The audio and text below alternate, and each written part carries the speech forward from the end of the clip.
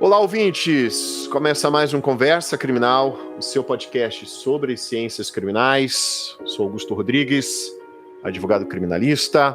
E no episódio de hoje contamos com a presença de Domingos Barroso da Costa. Vamos tratar aqui de um livro que ele lançou, que se chama O Bolsonarismo e a Repetição do Mesmo. Atualizações de um fascismo em verde e amarelo. Eu fiz esse convite pro Domingos, autor dessa obra, em razão até da atual conjuntura política e criminal também que ocorre em razão do julgamento dos atos golpistas no Supremo Tribunal Federal. Então são fenômenos sociais que acabam tendo repercussões criminais. Então a razão disso é desse diálogo interdisciplinar que as ciências criminais exigem. Fiz esse convite aqui para o Domingos, que também é defensor público, também é um operador do direito, para ele bater esse papo aqui com a gente. Tudo bem, Domingos? Como vai? Boa noite, Augusto. Muito obrigado pelo convite. Domingos, eu te agradeço aqui pela presença e, como de praxe, peço que se apresente para a nossa audiência, se puder contar um pouco da tua trajetória profissional, acadêmica. Por favor, fique à vontade. Boa noite, ou bom dia, boa madrugada, boa tarde, ouvintes, né? É um prazer estar aqui tendo essa conversa. Bom, minha trajetória acadêmica, eu sou formado em Direito pela UFMG, eu sou especialista em Direito Público e Criminologia, tenho mestrado e doutorado em Psicologia pela PUC Minas e hoje sou doutorando em Letras pela URGS, né, que é a Universidade Federal do Rio Grande do Sul. Tenho publicações na criminologia, na psicanálise, no direito, alguns livros publicados e é isso, a gente está aí sempre tentando pensar fora da caixa, né? Tentando produzir, tentando ir onde o nosso desejo nos leva. E Domingos, a respeito da tua trajetória na Defensoria Pública, você teve também uma atuação, teve ou tem uma atuação na área penal, correto? Sim, mas a minha atuação na área penal, processual penal, execução penal, ela era maior antes de eu ser defensor público. Meu foco sempre foi a área penal, né, processual penal, etc. Mas na Defensoria Pública eu comecei atuando na Clínica Geral, ali em Frederico Westphalen, onde permaneci por um ano, também na área criminal, de uma forma geral. Mas fui para Caxias em seguida, em 2013, onde atuei mais especificamente, ou especializadamente, em direito de família, tendo a oportunidade de realizar um trabalho que eu acreditava muito, que era um trabalho voltado à solução de conflitos, né, pelo consenso, e a Defensoria Pública se tornando protagonista dessa saída, digamos assim, dessa jurisdição alternativa, que acabava fazendo com que a pessoa se apropriasse do próprio direito e não o consumisse alienadamente, que é o que diagnosticamos como uma regra, pelo menos em termos da nossa realidade, ali onde a gente trabalhava. Imagino que seja uma realidade brasileira, por toda a nossa história, pelo fato de como esses direitos e o próprio direito ao acesso à justiça chegaram para a gente ali meio que embrulhados para presente, né, na Constituição de 88. Ali em 2020 eu fui atuar junto aos tribunais superiores, aí sim atuei muito na área penal e processual penal. Inclusive eu fiz sustentações como aquela recentemente concluída em termos de julgado, que é da revista Vexatória. A sustentação é minha, foi um caso do Rio Grande do Sul. Lá também, então, me dediquei bastante à área criminal, digamos assim. Retornei de lá ano passado, isso aí, 2024, se eu não me engano, e aí voltei a atuar especializado em direito de família, porque acaba que no atual cenário, em termos de país, em termos de sociedade, em termos de direito, eu acho que é onde ainda a gente pode fazer mais a diferença enquanto defensoria pública. Sempre fiz júris, eventualmente também assim, que eu acho que é uma forma de eu não perder o contato com um jogo retórico, com essa parte mais nua e crua, digamos, de atuação em termos de direito penal e processo penal. E Domingos, quando surgiu esse interesse pelo bolsonarismo? Augusto, o interesse pelo fenômeno bolsonarismo ele vai surgir ali logo antes das eleições, em que o Bolsonaro, um fascista, foi eleito democraticamente ao maior cargo de nosso executivo, né, presidente da República. Mais especificamente, essa sensação de absurdo me tomou, inclusive, enquanto curiosidade ali, quando vieram as manifestações do Ele Não, né, que eram manifestações que, pelo menos, eu tinha expectativa de formarem uma onda contra essa figura ignóbil, né, que foi nosso presidente, quando, na verdade, acabou se fazendo ou se apresentando como o inimigo necessário para que aquele movimento fascista ganhasse força e passasse a combater, né? Passasse a se aglutinar e combater justamente aqueles que foram para a rua e que foram pedir que pelo menos ele não, que fosse outro, mas ele não, né? Aquele não. Tem uma coisa curiosa, né? Porque daí o ouvinte, de repente, estudante, né? Jovem estudante, pode pensar, pô, mas vocês estão falando de política num podcast que se propõe a discutir ciências criminais. Mas há aqueles momentos na vida em que a gente precisa tomar posições. Até nos bastidores, eu e o Domingos, a gente estava conversando sobre isso, sobre aqueles momentos em que a neutralidade é uma posição. Então, assim, quando se tem um agente político que expressamente nunca escondeu isso, né? Sempre foi um inimigo dos direitos humanos, sempre veio com um discurso direitos humanos para humanos direitos, né? Daí já abro aqui um parêntese, né? O que significa humano direito, né? Quem se enquadraria nesse perfil de humano direito?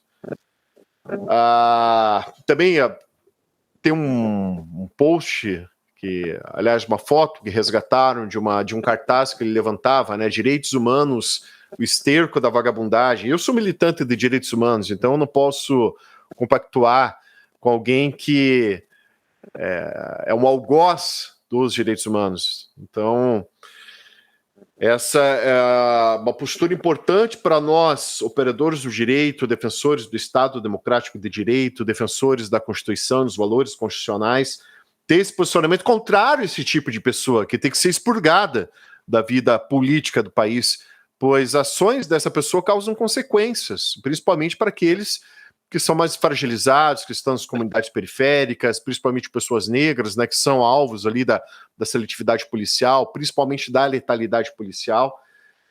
Então, por isso essa postura, pois o Bolsonaro sempre foi alguém que atacou o Estado democrático de direito, isso não é segredo, desde sempre na vida pública dele, ele deixou isso muito claro.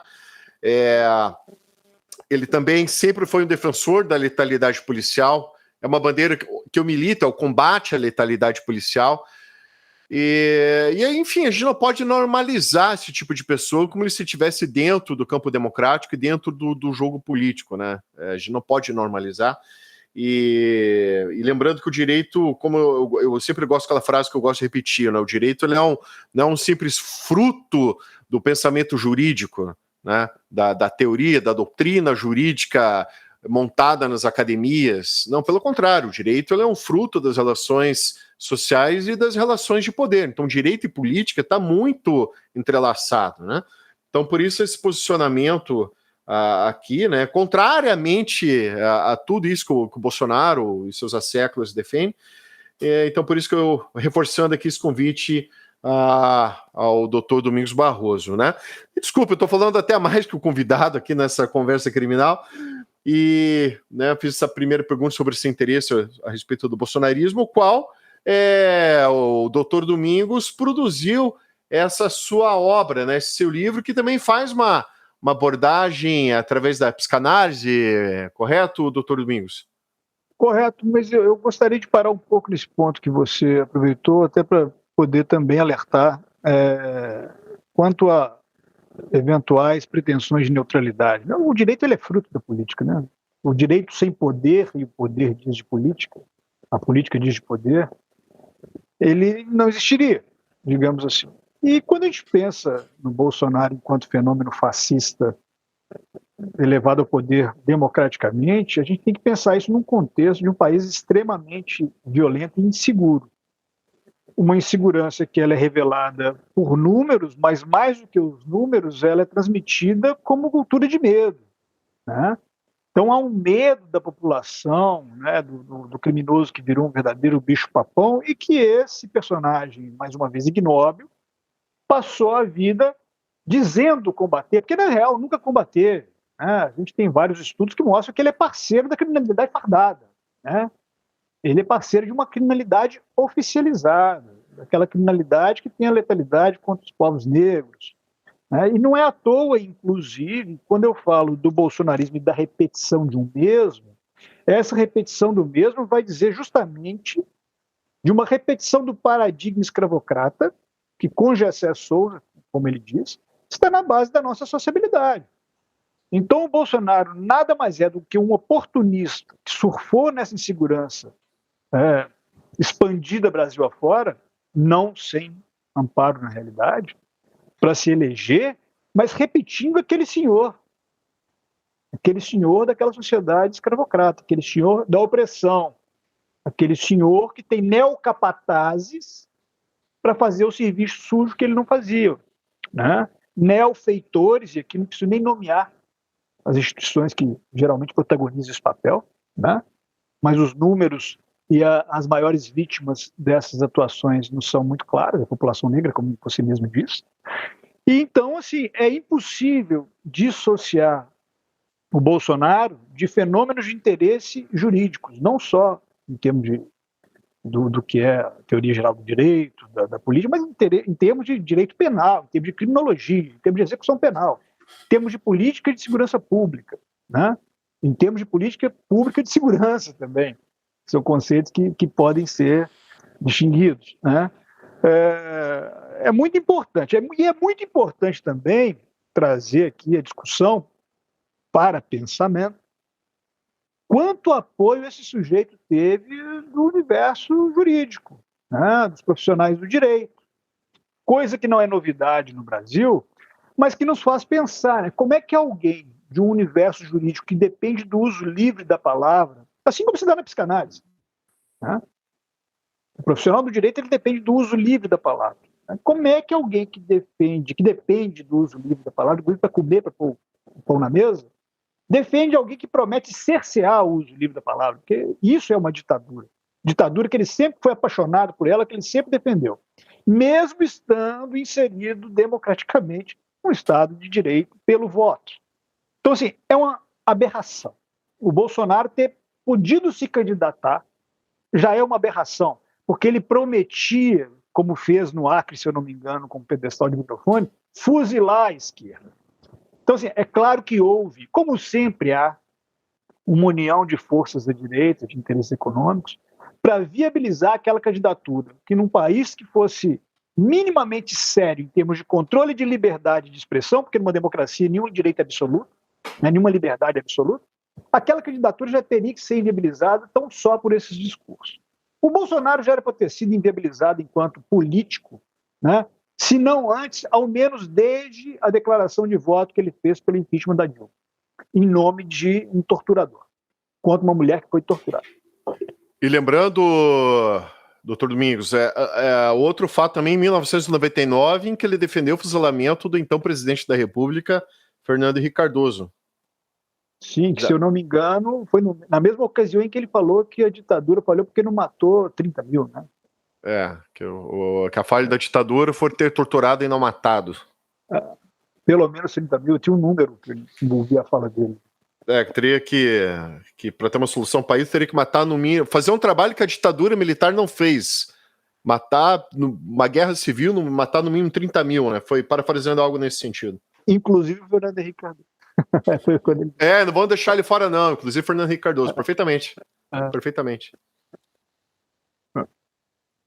Então, são fenômenos e campos de saber, né, para estudar um e outro, é indissociável que a gente se utilize do direito e para pensar que um jurista que defende o discurso do Bolsonaro e o próprio Bolsonaro é alguém que serra o galho que está sentado, para dizer o mínimo. Né? Sim, e voltando na questão do teu livro, né? Como a gente já mencionou mais de uma vez aqui, o teu trabalho de estudo ele é interdisciplinar, né? Ele vai para além do direito e ele tem um diálogo até com a psicanálise. Se há, né? Primeiramente, se há e se houver, o porquê a psicanálise seria um campo de saber adequado para compreender o bolsonarismo? Há esse entendimento? Você entende dessa forma e o porquê? Pois bem, eu esqueci de dizer, quando estava falando da minha formação, que eu também sou psicanalista. Eu tenho formação em psicanálise pelo Centro de Estudos Psicanalíticos de Porto Alegre. E tenho, pessoalmente, a psicanálise como a lente pela qual eu leio o mundo, pela qual eu vejo o mundo. E em termos de pensamento do fenômeno fascista, ou de fenômenos totalitaristas, para ser mais abrangente, a psicanálise faz isso desde Freud, né, com psicologia de grupos e análise do ego, né? Mas, contemporaneamente, a gente tem grandes psicanalistas que especialmente ganharam destaque ali no contexto da pandemia, que se debruçaram muito contra esses horrores promovidos pelo Bolsonaro e pelo bolsonarismo, né?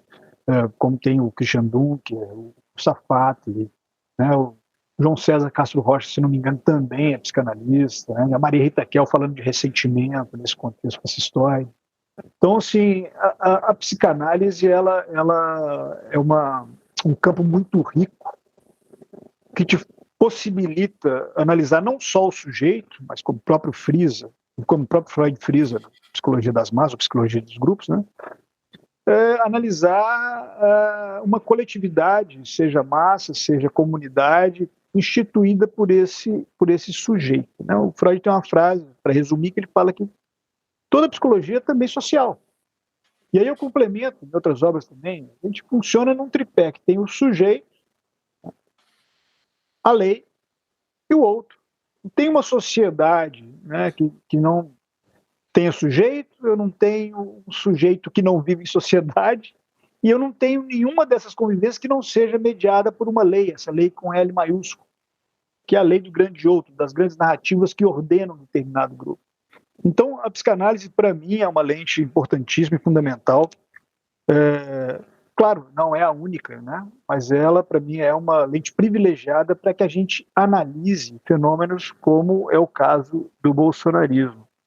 E no caso específico do bolsonarismo, e para fazer esse livro, que é fruto da minha tese de doutorado, eu peguei, digamos que, 3 operadores analíticos fundamentais, a meu ver, para poder compreender o bolsonarismo. E o primeiro deles o primeiro em termos de ordem cronológica, me surge justamente diante desse espanto, desse estranhamento, né? Quando eu vi dessa sensação de absurdo, quando eu vi essa massa fascista se formando ali nas eleições de 2017, que conduziram o Bolsonaro ao poder.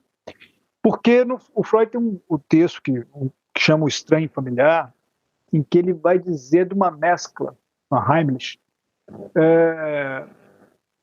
desse estranhamento com familiaridade. Então, ao mesmo tempo que a gente estranhava o que se formava ali, o que acontecia, a gente sabia que aquilo não era novo. Ou seja, é como se um fantasma que estivesse há muito tempo adormecido acordasse. A gente conhece aquele fantasma, mas a gente estranha a presença dele, né? Então, esse talvez seja o primeiro operador analítico que me levou à pesquisa, né? Questionou o desejo de pesquisa diante daquele gozo. Estou falando de conceitos psicanalíticos, daquela coisa insignificada que reemergia das profundezas, né? Do esgoto da nossa sociabilidade, que depois vou defender que remete a esse paradigma de sociabilidade que é o escravocrata, com Gessé Souza, sempre lembrando. E também, diante do fanatismo que ia se apresentando, ao contrário ou contra qualquer tipo de esforço racional, outro conceito bem freudiano foi surgindo para poder tentar compreender e tentar explicar isso, que foi aquele voltado às ideias religiosas, né? São aquelas ideias que elas formam um sentido todo que não admite contradição e, portanto, vão formar seitas. Formam um sectarismo, o fanatismo. Porque para tudo a ideia religiosa tem resposta. E é claro que a ideia religiosa, nessa noção de uma formação de um todo sentido, ela não se resume às religiões. Ela pode dizer de ideologias, ela pode dizer de várias coisas que vão conduzir a uma unidade coesa plena de sentido que vai recusar tudo que lhe é outro para não se desfazer, né? E em meio a esses dois conceitos vem o de repetição, e eu vou pegar ali com o Garcia Rosa de repetição do mesmo, que é um conceito que vai se relacionar com a pulsão de morte, né?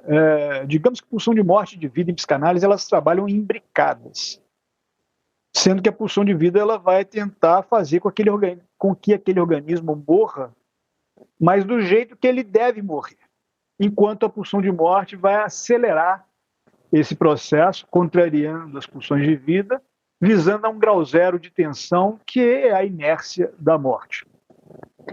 É claro que em momentos, isso está no sujeito o tempo todo, as adicções são exemplos disso, né? Drogadição, etc. E tal, exemplo do funcionamento dessa pulsão de morte, que ela não é apreensível simbolicamente, ela é silenciosa e pode levar ao grau zero de tensão, por exemplo, pela overdose, né?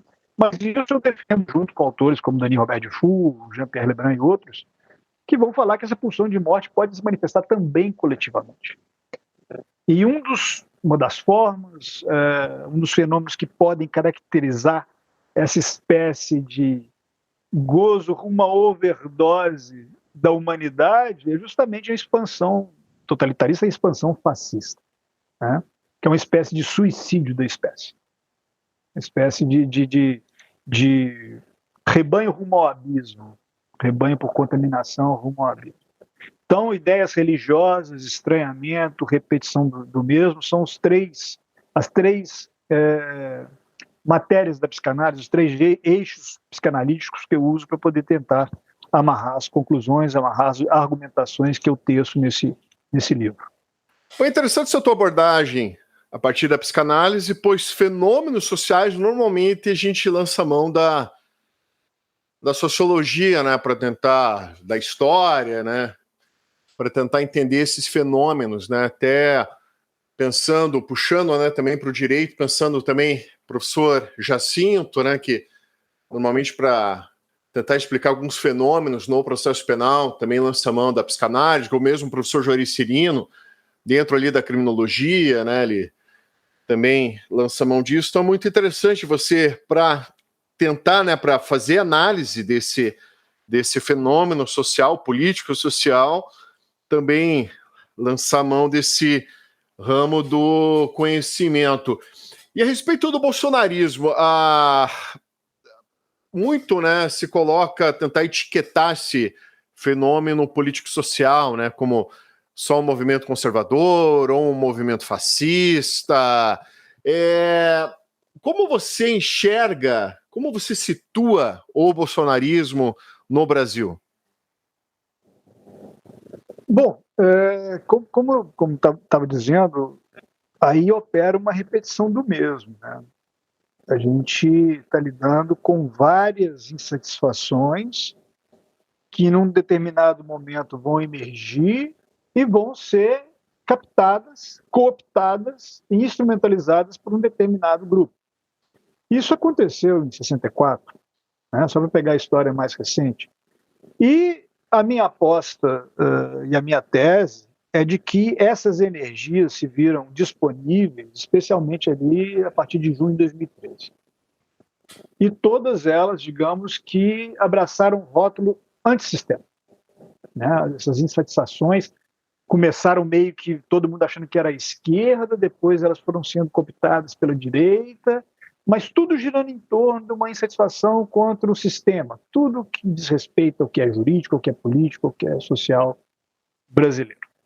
Só que a gente tem, para além disso, e é um fenômeno complexo, é claro que vão faltar abordagens aqui, a gente tem, para além disso, enquanto repetição do mesmo, um elitismo predominante, né?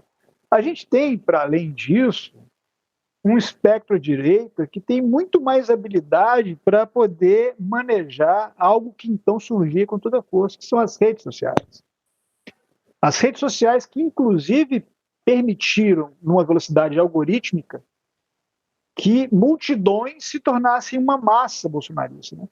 Enquanto a multidão depende da afetação de sujeito a sujeito na presença, a massa, e não é por acaso que o conceito de massa está ligado à comunicação, né, aos meios de massa, aos meios de comunicação de massa, portanto, a massa ela é formada por uma afetação à distância. Então, imaginem o que o rádio permitia, por exemplo, na formação das massas fascistas e nazistas.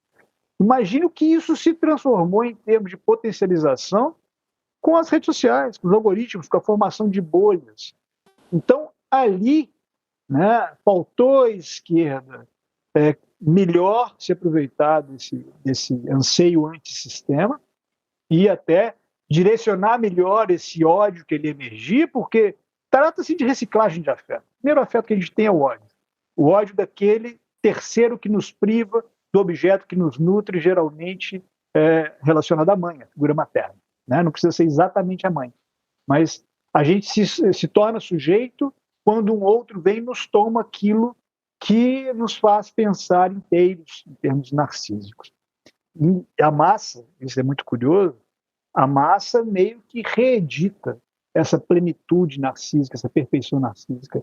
Não por acaso o efeito magnético da massa, não por acaso o efeito aglutinador das massas, não por acaso o efeito contrário ao outro que a massa produz. A massa se une contra esse outro que vem por furos na minha perfeição. Então, ali em 2013, esse fenômeno começa a tomar corpo e ele é muito bem capitalizado, para usar uma palavra bem pertinente, pelas direitas, né?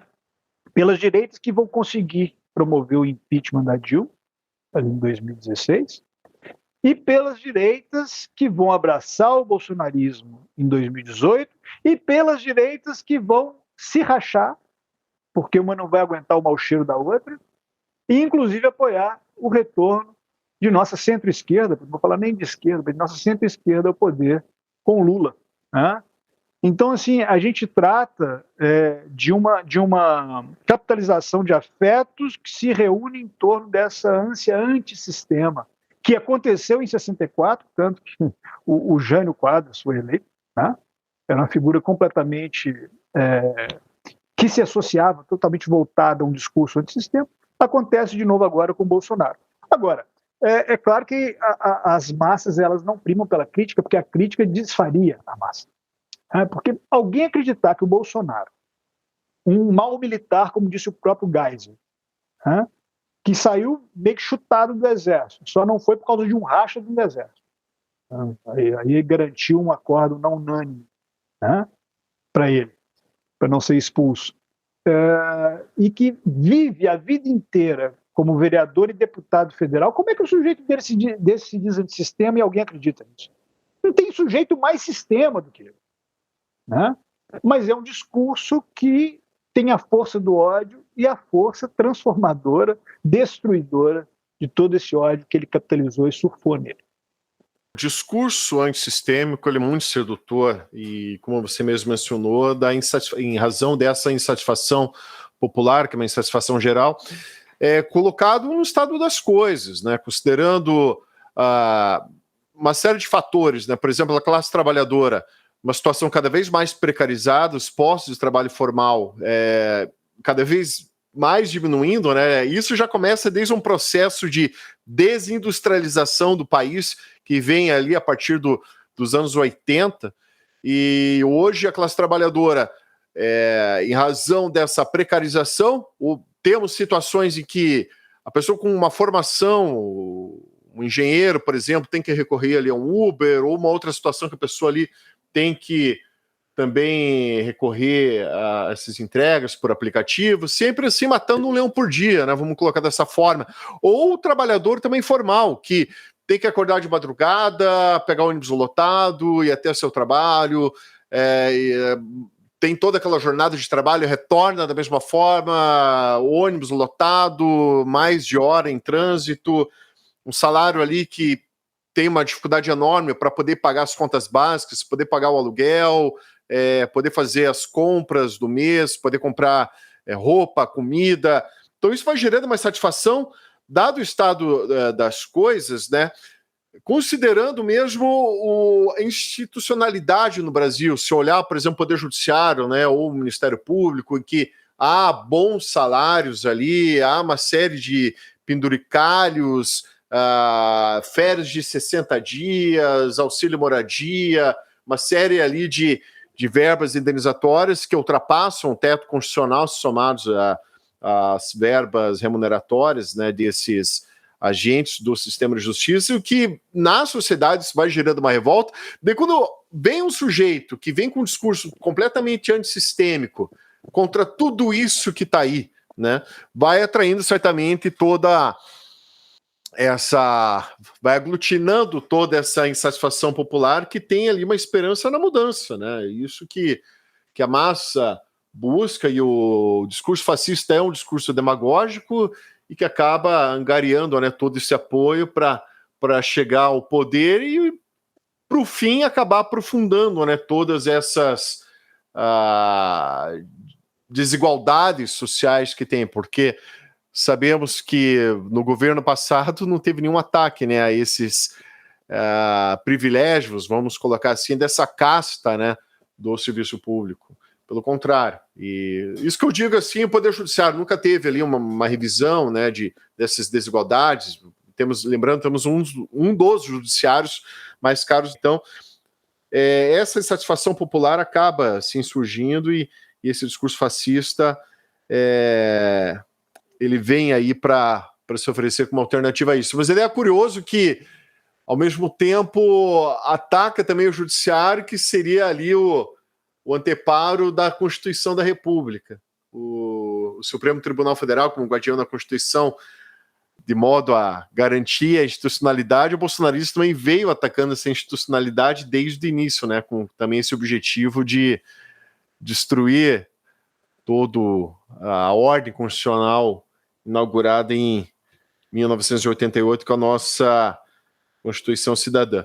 E, por fim, você havia comentado sobre as redes sociais, né, que elas tiveram um papel importante aí nessa ascensão desse extremismo, que hoje, né, que rotulamos como bolsonarismo, mas lembrando que também há um interesse, né, das Big Techs. Hoje está tendo uma discussão a respeito, né, da regulamentação das Big Techs, né, os algoritmos eles têm um papel importante nisso, e há interesses econômicos, né, desses agentes políticos, pois o Bolsonaro ele acabou ganhando um corpo eleitoralmente falando, né, porque até então era realmente era um político nanico. A partir do momento em que ele abraçou esse discurso neoliberal, esse discurso favorável às privatizações, ao aumento da participação do capital privado no serviço público, que naturalmente atraiu o interesse do capital privado, do capital estrangeiro em impulsionar, né, dar esse impulso, esse investimento para essa política bolsonarista, né, que foi aí a partir do momento quando eu vi que jornais ditos liberais começaram a apostar no Bolsonaro como alternativa ao PSDB, como essa solução neoliberal, que eu vi que ali era o perigo já vindo para valer, né, a partir do momento que há esse apoio político e financeiro. E o que caracteriza o bolsonarismo, na tua visão, como um fenômeno de massa e de caráter fascista? Bom, como fenômeno de massa, é justamente aquilo que eu disse a respeito de uma afetação à distância possibilitada pelas redes sociais. Eu queria aproveitar muitas coisas das quais você falou aí agora para tentar, o máximo possível, embora seja impossível fazer plenamente, né, mas cobrir essa questão do bolsonarismo. E primeiro pegando aquela coisa que o fascismo promete revolucionar quando na verdade aprofunda as desigualdades, né? É uma repetição do que está posto. O que acontece sempre nessas ondas fascistas é que a direita, que está perdendo espaço, termina abraçando e apoiando. É o sapo que dá carona para o escorpião, né? E quando se assusta, está quase sendo devorado por aquela cascavel que criou debaixo do travesseiro. Então, acho que quando, não sei se foi o Estadão, acho que foi o Estadão, que é uma escolha difícil, né? Um professor universitário contra um miliciano, né? Uma escolha, qual que é a escolha difícil? Tem civilização versus barbárie, não tem escolha difícil. Mas ali o partido estava tomado. Assim como em 64, as classes médias, os empresários, apoiaram aquele golpe civil-militar, não por acaso, né? O que acontece, a meu ver, né? Vamos pegar pelo lado socioeconômico em termos de elites, né? É que, vindo aquele discurso neoliberal, as elites apostaram que podiam, em definitivo, acabar com aquilo que o PT conseguiu ao longo dos seus mandatos, que era conter o avanço neoliberal. O PT fez muitas concessões para poder continuar no poder. Quando essas concessões bateram no teto e que veio a vaga, né, da crise de 2008, chegou aqui e começou a ficar complicado, me parece que as elites, mesmo as de banho tomado, viram no Bolsonaro uma oportunidade de agora a gente vai, né, e daqui a pouco a gente chuta esse cara. Como sempre acontece. Só que esse cara não é domesticável. É ele acima de tudo, ele acima de todos, ele acima de qualquer coisa que tiver na frente. Então ele começou a trazer a massa de ressentidos de um exército que perdeu o protagonismo justo para aqueles que eles combateram, né? Ou seja, o exército brasileiro, ele perdeu o protagonismo, não foi para qualquer um. Ele viu o Lula, que foi perseguido, ele viu a Dilma ascender ao poder. Isso, para quem é ressentido, é muito forte. Não é por acaso o tweet do Vilas Boas, não é por acaso que os militares foram juntos, porque também acharam que ia poder chutar, né, ali na frente, como foi em 64 também. Né? Então, o Bolsonaro conseguiu aglutinar para poder fazer um fio, né? A elite interessada em fazer o capitalismo total, que nada mais é do que o ultraliberalismo, que é o braço econômico do neoliberalismo, né? Que é o que nenhum Estado só para mim. Né? A elite queria isso, a elite até a de banho tomado, repito, ela só não contava com o mau cheiro daquela que não toma banho nunca, e acabou tendo que romper. Né? Conseguiu pegar os militares e aqui eu falo uma coisa que eu escrevi no artigo com o colega Andrei, e acho com o Pedro Carriel, o Bolsonaro só não deu aquele golpe porque ele não conseguiu milicianizar as polícias militares. Trabalho que ele relativamente conseguiu bem com a Polícia Rodoviária Federal, sob a regência do Silvanei Vasquez. Né? Que ele não conseguiu com a Polícia Federal, mas que o objetivo dele era a autonomização dessas polícias para que tornassem suas milícias. Que nada mais é também do que um desdobramento oficializado do que ele fez ao armar a população inteira, ao formar os CACs. Ele queria formar milícias do povo. Tinha método. Apesar de pessoas completamente ineptas conduzindo, a coisa tinha método. Né? Então ele conseguiu ainda capitalizar o ressentimento dos militares, e volto nisso daqui a pouco, e ainda conseguiu pegar o ressentimento de uma classe C que o PT ajudou a emergir. Mas essa classe C se identificou com o senhor, o que o Gessé chama de pobre de direita, que eu não gosto dessa expressão, que eu acho que diminui muito. Não é isso. É uma questão que vai muito além disso, a meu ver, embora seja pertinente, eu não estou aqui criticando o Gessé, é forma de abordagem. Embora seja pertinente, eu prefiro muito mais uma abordagem seguinte, que vai naquela síntese da obra do Paulo Freire, né, que essa frase está lá, mas é uma síntese. O opressor, quando a educação não é libertadora, o oprimido, quando a educação não é libertadora, ele quer ser opressor. Então o cara, narcisicamente, ele não quer mais ser servo, ele quer ser igual à elite. E o que a elite é? A elite é patrão, a elite é contra o Estado. Então o Bolsonaro também captou isso. Tudo isso num caldo religioso de teologia da prosperidade, depois ainda ganhando um tempero de teologia da dominação, por igrejas que foram fazendo o estado de bem-estar informal, onde o estado de bem-estar social já não chegava. A gente tem um caldo muito complexo nisso tudo. E eu falo que a intentona bolsonarista de 8 de janeiro de 2023, ela não foi uma tentativa de golpe, ela foi uma tentativa de sobregolpe da direita fedorenta contra a direita de banho tomado. Tanto que quem conteve essa tentativa não foi a esquerda, não foi o establishment, foi o Alexandre de Moraes, que nós conhecemos, né? Especialmente, que teve que agir ex officio para que não caísse a estrutura democrática do Estado de Direito brasileiro. Então, assim, e aí eu chamo a atenção para mais uma coisa. Né? criticam muito o Alexandre de Moraes, mas ele não tinha opção. Ali se tratava de salvar o que restava de Estado democrático de direito. As omissões do senhor do Aras tá, foram que fizeram com que ele tivesse que atuar de ofício. As omissões do Ministério Público, que tem, pela Constituição, por ofício, a função de zelar pela democracia e pelo Estado de Direito, foram as omissões desse órgão, tá, que fizeram com que ele tivesse que atuar de ofício e depois viesse a AGU fazendo uma espécie de sistema resiliente de proteção democrática. Tá? Inclusive, também escrevi um artigo sobre isso, da necessidade de que outras instituições possam agir quando uma falhe, quando uma se omita dolosamente. Né? Foi a partir daí que ele teve que passar a atuar de ofício extraordinariamente numa coisa que é legítima, porque ele o fazia em defesa daquilo que garantia o Estado Democrático de Direito contra forças que visavam abolir esse Estado de Direito. Ah, mas foi só uma tentativa, é claro, só foi uma tentativa, porque se fosse consumado não teria mais Estado Democrático de Direito para ser defendido. Então, assim, tem uns argumentos que é Orwell, não é duplo pensar, né? Então, assim, o bolsonarismo, ele se apresenta como massa, e ele atua como massa fascista, na medida em que pretende abolir tudo que há de democrático, e quando a gente fala em democrático, a gente fala de diversidade, né? A diversidade é contrária ao totalitarismo que ele pretende, né? Estabelecendo um contexto de nós contra eles. Essa massa se protegendo narcisicamente, né? Contra tudo que lhe é diferente.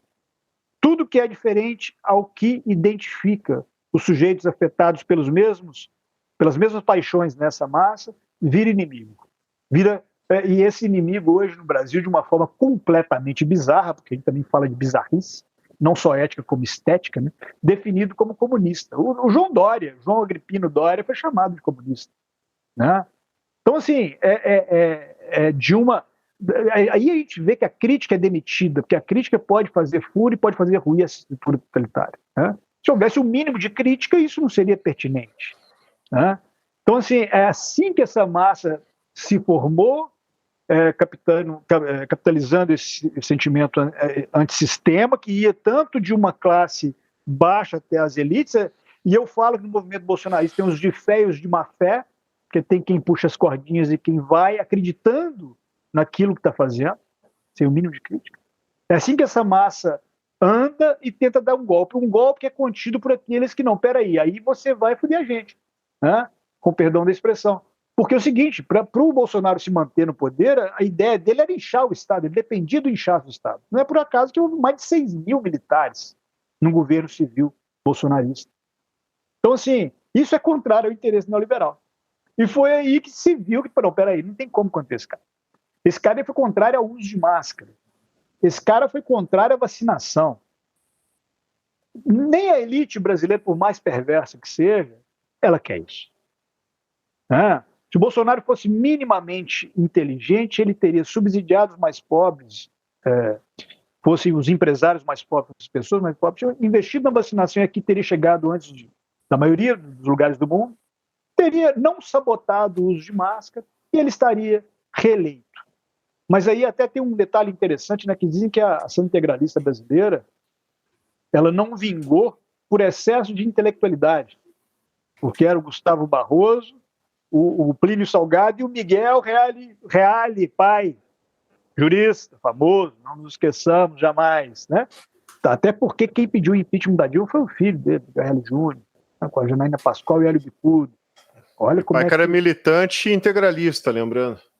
Exatamente. E vai ter uma crítica, quem fala essa crítica, não é alguém que eu apoio, concordo com tudo, mas é uma crítica interessante, que há uma visão de que a ação integralista brasileira ela não vingou, especialmente por falta de virulência, por excesso de intelectualidade. E aí no livro, inclusive, eu brinco, se a ação integralista brasileira não vingou por falta de virulência, e com isso eu não digo que não era virulento, né? Mas se não vingou por isso, eu posso falar que o bolsonarismo não vingou por falta de qualquer intelectualidade. Né? Embora houvesse um método, o compromisso com a morte do Bolsonaro era tão grande, que ele não conseguiu nem fazer o mínimo racional para se reeleger. Então, se ele conseguiu se aniquilar, aí também emerge a questão da pulsão de morte. É uma necropolítica, uma necrofilia, né? Enquanto a gente vê o Lula hoje se emocionando com mortes, com situações de violência, fora do Brasil, inclusive, que se passa em Gaza, Bolsonaro ele imitava pessoas se sufocando numa época bizarra. A gente conviveu com isso. Isso precisa ser lembrado para que não seja repetido. A gente conviveu com essa podridão. Né? E tudo isso aí relaciona direito, relaciona política, relaciona psicanálise. Relaciona todos os campos do saber que são comprometidos com qualquer civilização. E não é à toa também que o movimento, para se caracterizar fascista, como diz o James Stanley, por exemplo, e dentre outros, ele vai ser comprometido com o anti-intelectualismo. Ele vai ser voltado a mitologias, a mitos do passado, a um passado supostamente perfeito e seguro, que aqui encontrou eco, né, nos fetiches em torno da ditadura militar e até mesmo da monarquia. Não sei se você vai se lembrar, porque a gente está no universo do bizarro, até eu duvido dessas lembranças, né? Mas trouxeram uma vez aqui, ou quiseram trazer o coração de Dom Pedro, não foi? Acho que trouxeram, e depois, nos anos 70, trouxeram o corpo dele. Acho que quiseram trazer agora recentemente. É uma bizarrice. E esse universo paralelo, né, faz parte desse projeto. Faz parte desse projeto porque o obscurantismo ele é método para sabotar o que há de resistência democrática, o que há de resistência, mais que isso, civilizatória. Né? Então, o bolsonarismo como massa fascista está muito voltado a isso, ao nós contra eles, ao mito, né? O mito como fonte desse reacionarismo, né? De uma negação de futuro e volta ao passado. Que passado é esse nosso? Como base, a nossa sociabilidade escravocrata, que é a melhor explicação, né? Para aquelas 3 perguntas clássicas: quem somos, de onde viemos, para onde vamos. Não é a corrupção, foi sempre a bandeira das direitas, sempre precisaram dar golpe, né? A direita aciona o discurso anticorrupção. Como se a corrupção no Brasil, ou em qualquer lugar, né? Mas vamos pegar só o Brasil, no Brasil tivesse lado. Quando vazaram as planilhas da Odebrecht, a Odebrecht tinha no bolso políticos de todos os espectros. Então, assim, a corrupção, além de não ser algo essencial, de ser circunstancial, ela não tem lado. E onde há corrupção, eu tenho o corruptor e aquele que é corrompido. Como é que ela só é no Brasil associada ao público? E sempre ela é associada ao que é público, ao que é estatal, para derrubar governo de esquerda. A esquerda nunca derrubou ninguém de direita no Brasil.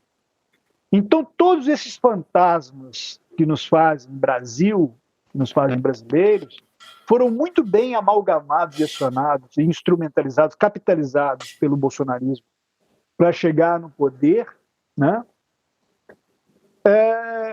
E fazer o estrago que fizeram. Porque é um estrago civilizatório. O Brasil está em frangalhos. E só para situar o ouvinte, de fato a alçada dele foi trazida nos anos 70 durante a ditadura do Dom Pedro, né? E curioso que durante o governo Bolsonaro, de fato, veio de Portugal o coração do Dom Pedro I. Veja que tem até esse paralelo, né? A ditadura, aquela questão ufanista, trouxe os restos mortais de Dom Pedro I para sepultar aqui no Brasil, e o governo Bolsonaro, para copiar em 2022, trouxe o coração preservado para cá. Uma outra questão que eu gostaria de comentar, né, a respeito desses pontos que você levantou, por exemplo, eu estava numa discussão com alguns colegas, né, que acabam até se omitindo nessa questão dos efeitos nefastos, né, do bolsonarismo, e se apegando até um formalismo, até um formalismo ingênuo em relação ao devido processo ou processo penal.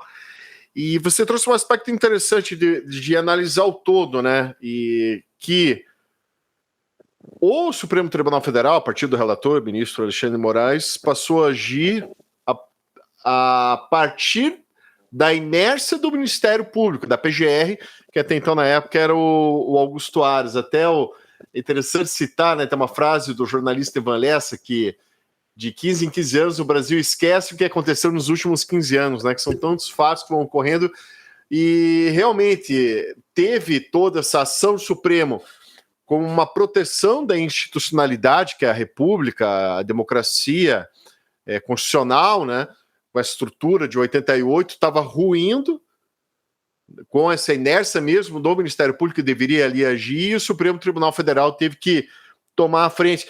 E daí eu vejo assim uma ingenuidade de alguns colegas de tratar esse caso como se fosse só mais um, mas esquecem, tinha toda ali uma trama golpista, né? Se tratando agora desse caso, né, que está sendo julgado no Supremo, dos atos golpistas, toda uma trama golpista para matar presidente eleito, vice-presidente eleito, ministro da Suprema Corte.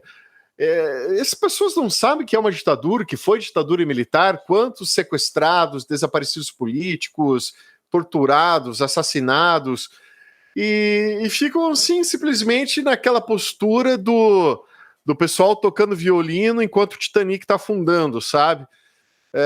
Então, assim, é um momento de crise, é um momento, assim, de marco histórico, que as gerações futuras vão estudar esse momento que a gente está vivendo. Esse é um momento, assim, que a gente pode fazer um paralelo com naquele período ali do suicídio do Getúlio, que teve ali aquela sucessão do governo Café Filho, ali, acho que num período curto de tempo, teve uma sucessão ali de 3 presidentes.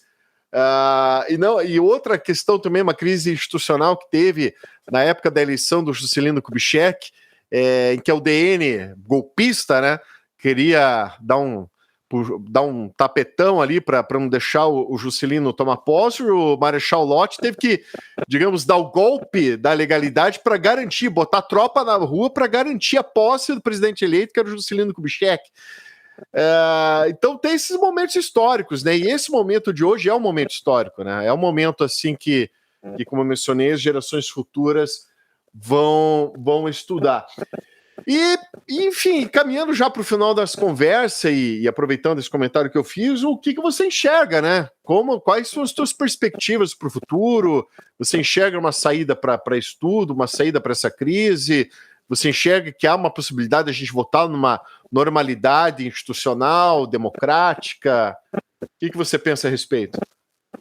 Bom, iniciando pela questão do apego às formas, tem um fetiche das formas. A palavra fetiche ela remete a feitiço, né? E psicanaliticamente é aquilo que restituiria o todo. É uma coisa que restituiria a perfeição daquele todo, né? Que negaria a castração, digamos assim. E quando eu vejo muito jurista muito apegado às formas, e com isso eu não estou dizendo que as formas são irrelevantes, mas quando a pessoa ela só se foca nas formas e se esquece da legitimidade, da substância, né? Eu acho que é um refúgio para quem assim, realmente não quer ver o que está acontecendo ou não quer tomar partido, né? É uma situação totalmente excepcional e, como o princípio de direito diz, né, a exceção tem que ser tratada excepcionalmente. Esse é um princípio de direito, todos nós sabemos. E quanto ao futuro, a nossa institucionalidade, eu acho muito importante trazer uma coisa que eu não pude trazer até agora, ou não me lembrei de trazer enquanto a gente falava, porque, como disse, é uma questão muito complexa que envolve muitas questões.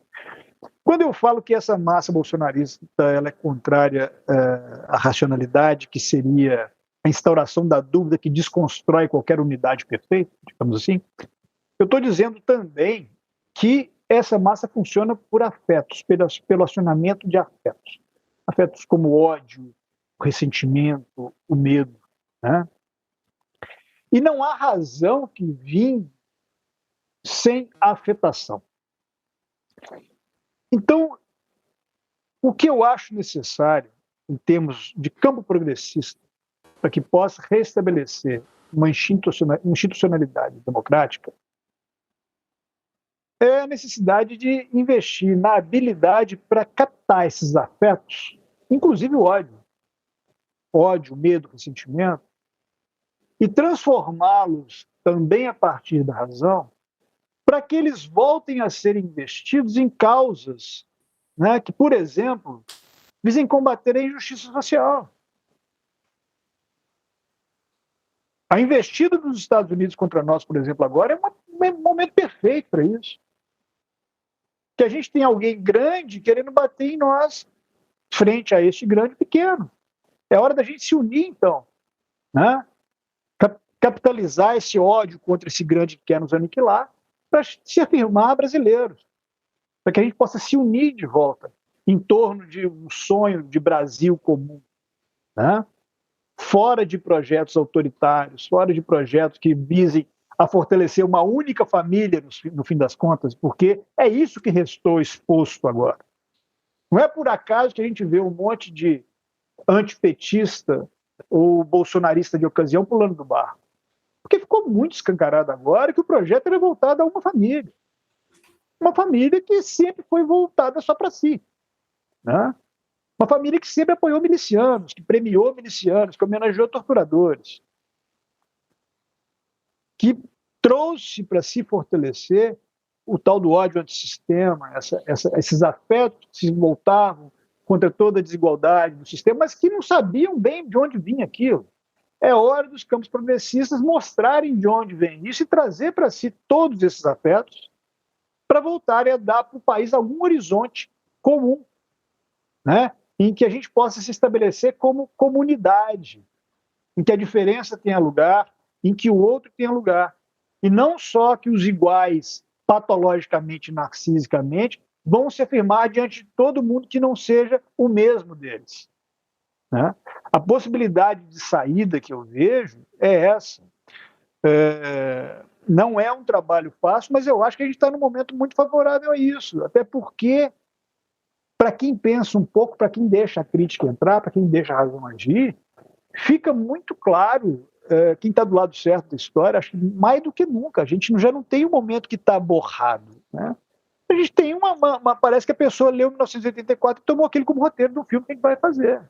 Duplo pensar, né, o lema do partido, que eu não vou me lembrar exatamente que agora, mas que servidão é liberdade, ignorância é força, guerra é paz, algo assim, né? Então a gente estava vivendo nesse limbo, nessa distopia, e agora a gente tem uma cunha desse inimigo externo que vem fazer nessa massa, nessa totalidade, que possibilita que aquele que não esteja absolutamente fanatizado, na lógica de Jim Jones do Bolsonaro, saia daquilo ali e possa vir para outros campos. Porque, assim, vamos combinar, não seria um problema para mim se o Ciro Gomes fosse eleito, não seria um problema para mim se o Alckmin fosse eleito, se o Amoedo fosse eleito. A pulsão de morte, o suicídio, enquanto sociedade, enquanto civilização, vem na eleição do Bolsonaro, vem na eleição do Trump, na eleição de quem não sabe comer com talher, né? E é claro que aqui eu estou fazendo uma metáfora, né, para evitar também, porque tem muitas literalidades hoje, a pessoa está muito no concreto, né? Ou seja, eu estou falando de barbárie, não estou falando de nada que seja civilizatório, digamos assim, né? Então, o problema é esse registro da barbárie. No campo civilizatório eu posso eleger quem eu quiser, né? Quem a maioria quiser, digamos assim.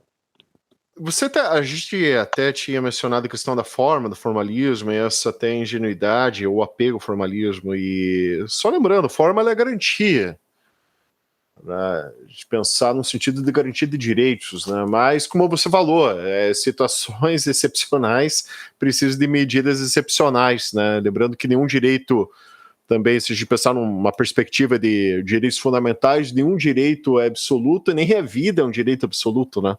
Tanto que num estado de guerra, que é uma exceção, há previsão de pena de morte, certo? A liberdade também não é um direito absoluto. Enfim, eu acho que é uma questão interessante a gente pensar e pensar para além do direito. Eu gosto de uma frase que um amigo disse, que estudar direito emburrece a gente. Eu concordo. Ficar só nos manuais de direito é uma coisa que emburrece a gente, deixa a pessoa tapada. Eu gosto muito de uma frase que eu vi recentemente, que um bom operador do direito, né, no caso específico, né, o que precisaria, né, para ser ali um bom advogado criminalista em específico, o importante seria ler muito, ter uma boa biblioteca e ler muito, inclusive livros de direito. E se der, né, se tiver tempo, livros de direito. Então é muito importante esse teu estudo, essa tua formação, Domingos, que está para muito além do direito, e isso está muito claro no teu discurso, na tua forma de expor as ideias. Há ali uma bagagem de conhecimento robusta, e esse é o caminho que a gente tem que tomar, né? Tem que pensar para além do direito, né? Pensar ali a sociologia, a psicanálise, ter contato com outros ramos do direito, com a história, né? E tentar aprender e não ter essa ilusão que o direito é uma ciência, né? O direito, como a gente discutiu, ele é um fruto da política, um fruto das relações de poder, um fruto das relações sociais. Por quê? Lembrando que também se constrói o direito a partir das lutas sociais, dos movimentos sociais. Muitos dos direitos consagrados na Constituição vieram a partir de lutas sociais. Um exemplo disso é o SUS, que a gente pode aí destacar como um direito consagrado na Constituição, o direito à saúde, a criação do Sistema Único de Saúde a partir de uma luta social.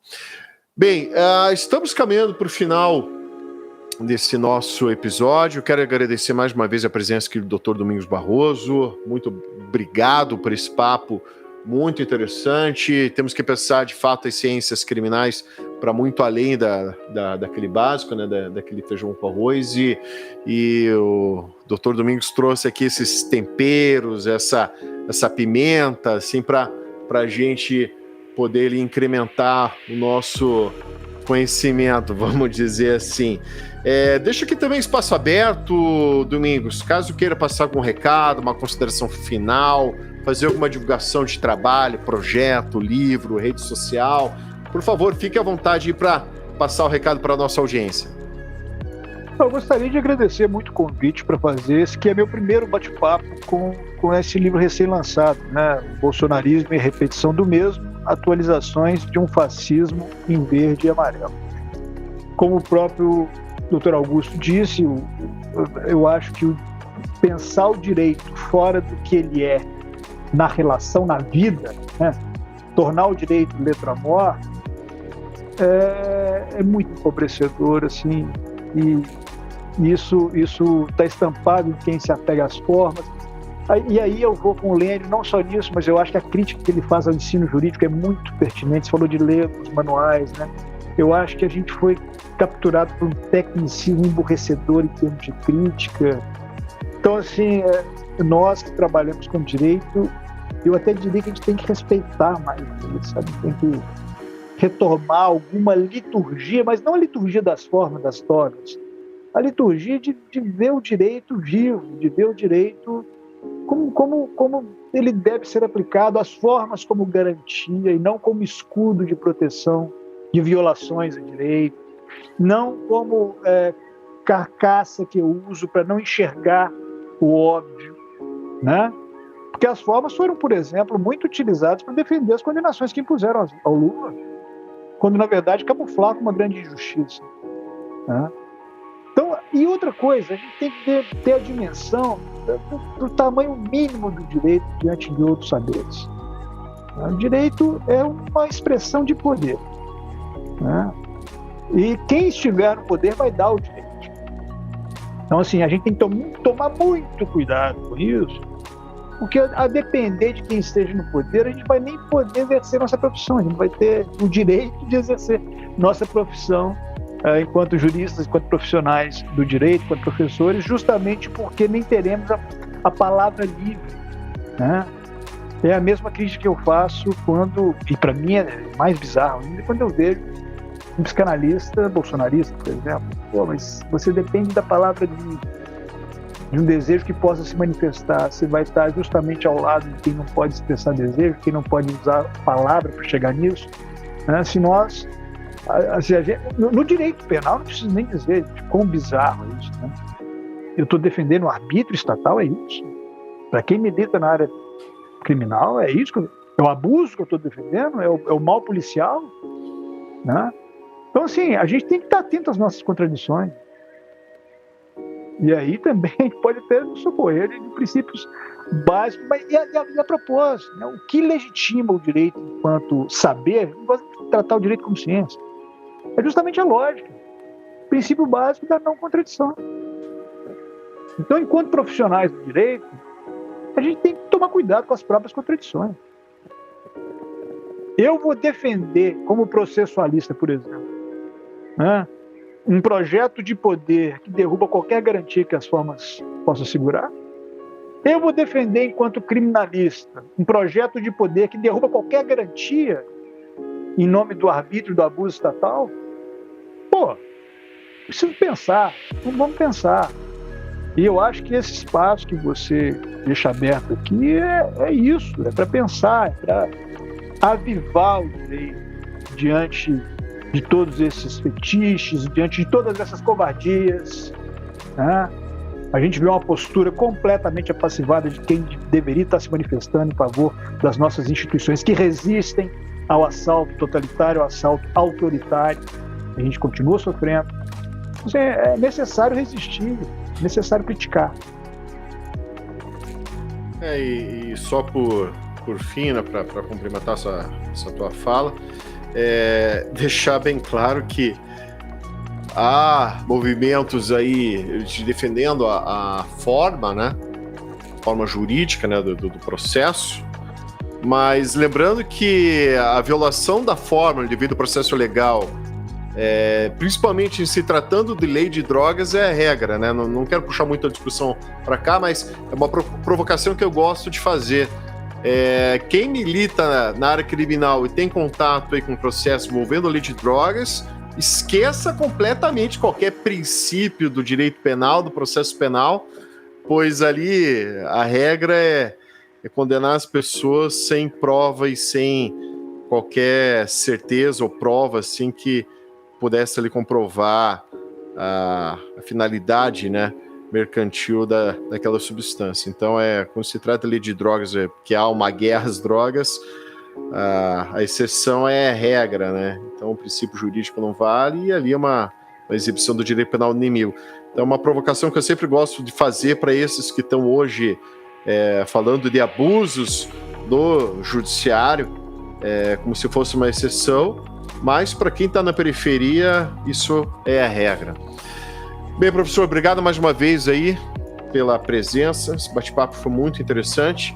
Quero agradecer em especial você, ouvinte, que nos acompanhou até esse momento. Te peço a gentileza, se você conhece alguém que possa se interessar por esse conteúdo, por favor, compartilhe esse episódio, pois assim vamos propagando o conhecimento. Também peço que você deixe seu comentário, crítica, sugestões